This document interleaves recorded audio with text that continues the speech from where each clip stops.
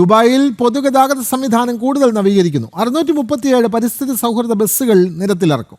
ഇതുമായി ബന്ധപ്പെട്ട് 1.1 ബില്യൺ ദിർഹത്തിന്റെ കരാറിൽ RTA ഒപ്പുവച്ചു. പൊതുഗതാഗതം കൂടുതൽ പരിസ്ഥിതി സൗഹൃദമാക്കിയെന്ന ദുബായ് റോഡ്സ് ആൻഡ് ട്രാൻസ്പോർട്ട് അതോറിറ്റിയുടെ തീരുമാനത്തിന്റെ ഭാഗമായാണ് നടപടി.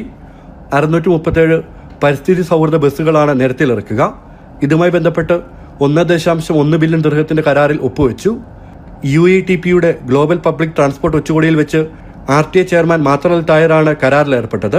100% വൈദ്യുതിയിലും ഹൈഡ്രജനിലും പ്രവർത്തിക്കുന്ന പൊതുഗതാഗത സംവിധാനത്തിലേക്ക് മാറാനുള്ള RTA നയത്തിന്റെ ഭാഗമായാണ് പുതിയ പരിസ്ഥിതി സൗഹൃദ വാഹനങ്ങളെന്നും അദ്ദേഹം വിശദീകരിച്ചു. യൂറോ 6 ലോ എമിഷൻ മാനദണ്ഡങ്ങൾ പാലിക്കുന്ന വാഹനങ്ങളാണ് പുറത്തിറക്കുക. 40 ഇലക്ട്രിക് ബസ്സുകൾ നിരത്തിലിറക്കും. ബസ്സുകളുടെ വിതരണം 2025-ലും 2026-ലുമായി പൂർത്തിയാകുമെന്ന് അധികൃതർ അറിയിച്ചു.